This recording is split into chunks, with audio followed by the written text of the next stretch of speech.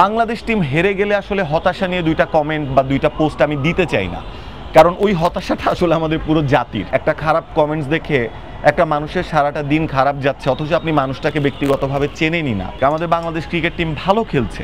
আপনারা যারা সেলিব্রিটি আছেন, আপনাদের অনেক ইন্টারনাল বিষয়গুলা দেখা যাচ্ছে যে আপনারা সোশ্যাল মিডিয়াতে নিজেরাই পাবলিক করছেন, যার জন্য সহসায় অডিয়েন্সরা জানতে পারছেন এবং একটা কমেন্ট ধুমধাম একটা কমেন্ট করে দিচ্ছে।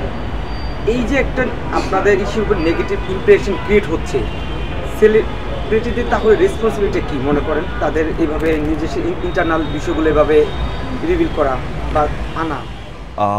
আমার কাছে যেটা মনে হয় যে সোশ্যাল মিডিয়া, একজন সেলিব্রিটি বলেন বা একজন পাবলিক ফিগারে বলেন, তার সোশ্যাল মিডিয়ার আসলে অ্যাক্সেসটা তো সবার কাছে, এবং আমরা এটা আসলে চাইও। সো আমি যখন কোনো কিছু পোস্ট করি, আমি দুইবার চিন্তা করি যে আমি আসলে সোসাইটিতে কি স্প্রেড করছি। Am I spreading something negative or I am spreading positivity?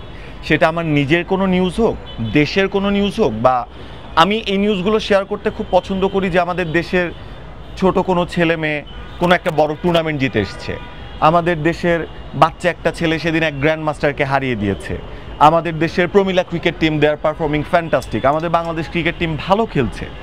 ওদের স্বপ্ন পূরণে পাশে থাকতে পেরে আমরা গর্বিত। আমি আসলে এই পজিটিভ নিউজগুলো স্প্রেড করতে চাই। বাংলাদেশ টিম হেরে গেলে আসলে হতাশা নিয়ে দুইটা কমেন্ট বা দুইটা পোস্ট আমি দিতে চাই না, কারণ ওই হতাশাটা আসলে আমাদের পুরো জাতির। আমার আলাদা করে এটাতে এমফাসাইজ করার কোনো প্রয়োজন আমি মনে করি না।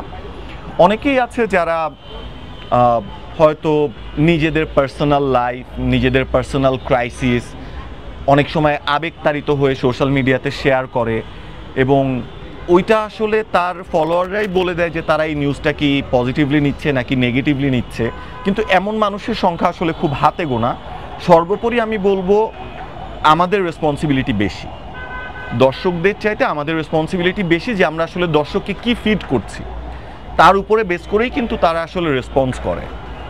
সো আমাদের দর্শকদের জন্য বলবো যে আপনি তো চাইলেই ফোনটা ধরে দুইটা কমেন্ট আসলে করে ফেলতেই পারেন, কিন্তু আপনার ওই কমেন্টসটা আসলে একটা মানুষের মানসিকতার উপরে কী ধরনের প্রভাব ফেলছে। একটা খারাপ কমেন্টস দেখে একটা মানুষের সারাটা দিন খারাপ যাচ্ছে, অথচ আপনি মানুষটাকে ব্যক্তিগতভাবে চেনেনই না।